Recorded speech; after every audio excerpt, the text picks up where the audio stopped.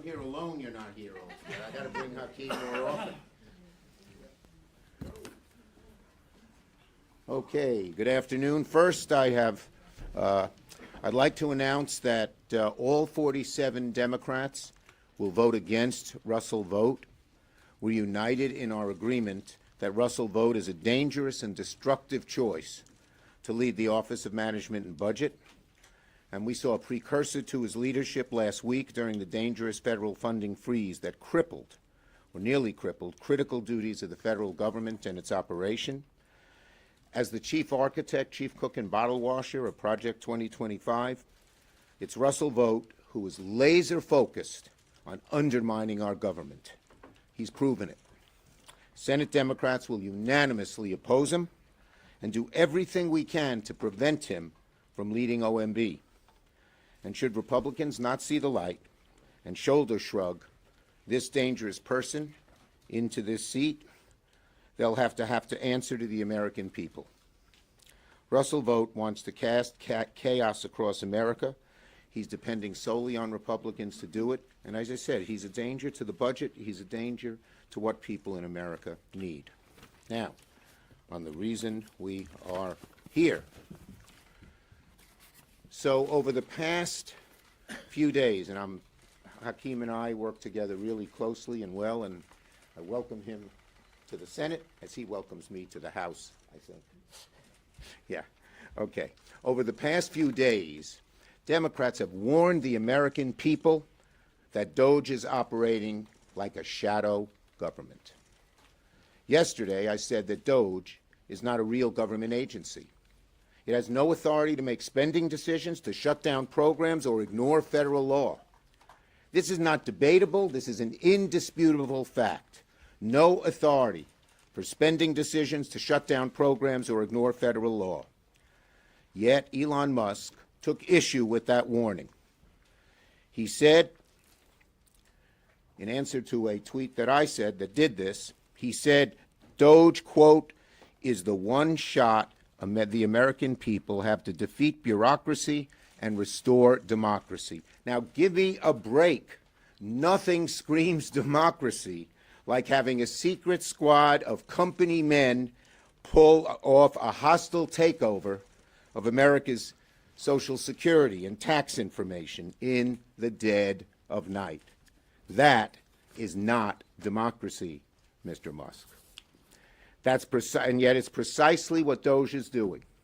It's letting a small group of unelected people, secret, run rampant through the executive branch, accessing the private data millions of Americans need, and God knows what they're going to do with it. God knows. So there are two dangers. One, people's privacy is at stake. Second, that there's a risk that this small group could cut program after program using one excuse or another. So today, Leader Jeffries and I are joining together to push legislation to prevent unlawful meddling in the Treasury Department's payment systems and protect Americans across the country. Our bill aims to do a few simple things. One, to deny access to special government employees that don't have to disclose their conflicts of interest or any other ethic agreements. Two, to deny access to anyone with conflicts of interest or lack of appropriate clearance. And three, include personal tax information into existing privacy protections. We call our legislation Stop the Steal. Whatever DOJ is doing, it's not democracy. We know what democracy's like. It's out in the open. It's not secret. You do two sides debate, and then the elected officials make decisions. Democracy doesn't work in the shadows. Democracy doesn't skirt the rule of law. And it doesn't give special privilege to the ideas and needs of a group of ultra-wealthy people at the expense of American families. Of course we should talk about reform. Reform's a worthy cause. Everyone agrees we should find ways to improve the effectiveness and efficiency of government. But you know what history shows? When it's done in the dark of night, it always leads to bad results. When these Doge people decide to cut a program, have they even talked to the people who run the program? Have they even done a little research? Have they heard the other side? Or are they just in such rush to cut anything they can so that they can keep tax breaks and give deeper tax breaks to the wealthiest of Americans? Undoubtedly not. They are not checking. They are not debating. They are not doing things in sunlight. So, we want reform. We'd like to cut waste, but do it in front of the American people. Hear the arguments. Have the back and forth that has been the hallmark of this republic for over 200 years. You don't have a small group of select people who have little experience across the breadth of government have access to these records and an ability to cut funding. The American people have a right to be part of the debate as to what programs should be cut. And just because a small group of people think they know better than the American people doesn't make it true. So, we are going to do everything we can to sound the alarm and fight with everything we've got to stop this horrible, horrible act by this Doge group with the, of course, the permission, acquiescence, encouragement of Donald Trump. Leader Jeffries. Thank you, Leader Schumer. And before Leader Schumer was a man of the Senate, he was a man of the House. And so we always welcome you back over to the People's Chamber. Democrats, You sound like Nancy. Democrats are always ready, willing, and able to work with anyone to find the common ground necessary to solve problems on behalf of hardworking American taxpayers, particularly as it relates to driving down the high cost of living. We understand that America is too expensive. There are far too many hardworking American taxpayers struggling to live paycheck to paycheck. Housing costs are too high. Grocery costs are too high. Child care costs are too high. Insurance costs are too high. Utility costs are too high. America is too expensive.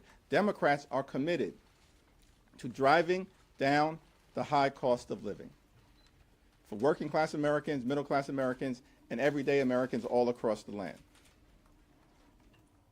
Our Republican colleagues are not serious about lowering the high cost of living. They've done nothing, introduced not a single bill, not put forth a single policy proposal. They've done nothing as it relates to lowering the high cost of living. At the same time, they are raiding the government, attempting to steal taxpayer money. That's what the situation at the Treasury Department is all about. We will introduce the Stop the Steal Act in short order to prevent unlawful access with respect to the Department of Treasury's payment system connected to people who are trying to steal personal, sensitive, and confidential information related to Social Security recipients, Medicare recipients, taxpayers, businesses, non-for-profits, veterans, and everyday Americans. It's unacceptable, unconscionable, and un-American. Stop the Steal Act will prevent this unlawful access from taking place. It's unfortunate that many of our Republican colleagues are determined to stand up a shadow government of the billionaires, by the billionaires, and for the billionaires that will stick it to the American people. That's what's driving much of the behavior on the other side of the aisle. Because at the end of the day, my House Republican colleagues are determined to pass massive tax cuts for their billionaire donors and wealthy corporations, and then stick working class Americans with the bill by doing things like ending Medicaid as we know it. We won't stand for it. We will push back against it. And because we're confident that the American people are on our side, we will stop it. Questions on this subject? Yes. Senator, Republicans have argued that this is not an effort to cut government quite yet, that this is just a review process, that they're looking at how the money is spent and that they're trying to come up with a plan to make sure that it's spent correctly. Is your issue with the process here, or is your issue that Elon Musk is the one that's in charge of it? Our issue is, of course, with the whole process, secret, behind closed doors, and you say they don't want to cut. Look, when we saw what they tried to freeze payments to just about everything, what they want to do. So our belief is there's a real danger, a terrible, terrible danger, and a looming danger that they will not only have access to Americans' privacy information, but that they will use that to cut programs left and But how right. specifically are you concerned about Musk himself? We're concerned that Musk is in charge of Doge, but we're concerned about how the whole process works. And ultimately, the buck falls with Donald Trump, the president. But we are concerned that a small number of people were concerned with the whole process, including Musk and including the others who were in it. Go ahead, Hakeem, do you want to? As Leader Schumer indicated, the problem lies with some individuals who have been put in charge of this raid on the government, including Elon Musk. But it also relates to the so-called special government employees who aren't required to adhere to the ethical laws and the disclosure requirements that were put in place by Congress in a bipartisan way for a reason, to make sure that people have the best interests of the American people at heart. And that clearly is not the case as it relates to this unlawful access to the Treasury payment system. When it's something so important as to who the government helps, it should be done in a way that adheres to our democratic principles: openness, debate, discussion, and reflecting a broad group of people who have inputs into it, not just a very limited few meeting in secret. Yes. What other recourse do Democrats have? Obviously, you guys are in the minority on both Yeah. sides of the Capitol. What can you guys be doing when this is money that you have appropriated to be spent, both in the federal freeze and in the international freeze? We have 4 different ways of recourse. The first is just bringing this to light, making sure that the American people know what it is. We've had some success there already. When we brought the freeze of funds to the public, there was an outcry, and Trump had to back off. When we brought up the tariffs to the American people, there was an outcry, and Trump had to back off. I believe there'll be even a greater outcry, or as much an outcry as this. The second thing we have is litigation. There are various groups that are already going to court to sue because they believe that this is against the law. And we are working with them in terms of giving them information, telling them what we know, helping make their court case as strong as possible. The third is oversight.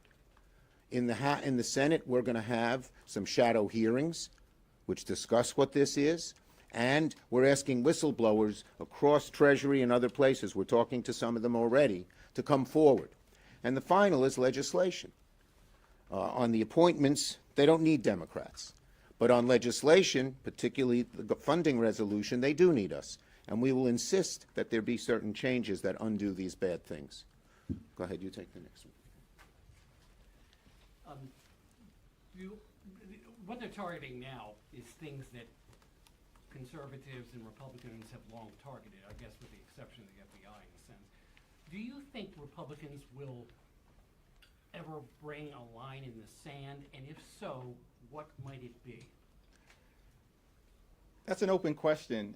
And in the House, where the Republicans have the smallest majority of any party since the Great Depression, when they're at full strength, at this moment, they're not at full strength and will shortly be 217 Republicans to 215 Democrats. That'll be the smallest majority since the 1800s. But even when they're at full strength, all we need is three. Three principled Republicans in the House, and a lot of the madness and extremism that has been unleashed on the American people can be halted, particularly as it relates to the upcoming spending agreement that we need to resolve in a bipartisan way on March 14th. All we need is three Republicans willing to draw a line in the sand. Now, the extreme MAGA Republicans have made clear they want to end Social Security as we know it, end Medicare as we know it, and end Medicaid as we know it. Last week, with the unlawful Office of Management and Budget order, they made their first move on Medicaid. The public rose up in response, and they backed down in less than 40 hours. But we will never back down in pointing out the types of things that the MAGA extremists and the far right are trying to do to hurt everyday Americans, the people that they claimed they were working hard to help. They've laid out a plan, $2.5 trillion in cuts. This is something that was in Project 2025, where Russell Vought was one of the chief architects. It's something that Doge had talked about. And the cuts will be deep. They can't do $2.5 trillion without cutting so many of the things the vast majority of Americans, Democrat and Republican, really care about. Is that Yes. something you think that they might? Thank you, Senator Schumer. Have you reached out, or do you plan to reach out directly to the White House to request a meeting with the president and try to talk to him about your concerns about Elon Musk bypassing the Congress directly, and what your message to the president would be? Well, our message to the president is it's exactly the opposite of what he's campaigned on. It's going to hurt voters across the board, people who voted for him, people who voted against him, people who didn't vote. And look, whenever he's ready to talk to us, we're ready to talk to him. When it comes to procedurally all of this, one, I wonder, I mean, the speed with which Elon Musk seems to be moving through the bureaucratic infrastructure, introducing a bill, the various other avenues you're pursuing, are they fast enough to keep up with what he's seemingly trying to do? And when it comes to this language that you're introducing, is this going to be part of the negotiations when it comes to avoiding a government shutdown, that you're going to try to force Republicans to include this, or what's the avenue there? Congress has the power of the purse, and when Congress allocates funding in the best interest of the American people, the Constitution requires that that funding be spent by the president and the administration. The Constitution requires the president has a responsibility to take care that the laws are faithfully executed. Spending agreements passed through the appropriations process are law. And when those laws are violated, the Constitution is being violated, which is why there has been a flurry of righteous litigation that has been unleashed, and that will continue. It's an all-hands-on-deck effort. Leader Schumer made that clear. All-hands-on-deck effort. This is so. I'm sorry. There's a legislative component to it. We saw that in the House in late December when the incoming president demanded that we hand his administration a $4 or $5 trillion blank check by suspending the debt ceiling for 4 years. Really? That was rejected legislatively out of hand. The next day, the bill was defeated. There's a legislative component to it. There is a court component to it. The administration, through the president, issues an executive order to try to wipe out the citizenship clause of the 14th Amendment. A few days later, in response to litigation that was immediately brought, a federal district court judge appointed by Ronald Reagan declared it unconstitutional. There's a judicial component to it. And there's also a component to it that relates to bringing along the public as it relates to pushing back. And we saw that last week with respect to the illegal funding freeze that was reversed in less than 40 hours. And we saw it as it relates to the wide-ranging, out-of-control tariff scheme applied to our North American allies that would have driven up costs for everyday Americans. And so we are working on this and pushing back on all fronts. And just finally, the roots of democracy are still deep. And when the public is really outraged by things, there is a response, as Hakeem mentioned, I mentioned before as well, on tariffs, on funding freeze. We believe the public is so energized by what they have seen on this Treasury action that there will be a similar strong pushback, and the President will feel that pushback and hopefully respond to it. Thank you, everybody. Thank you, Senator. Thank you, Mr. Leader.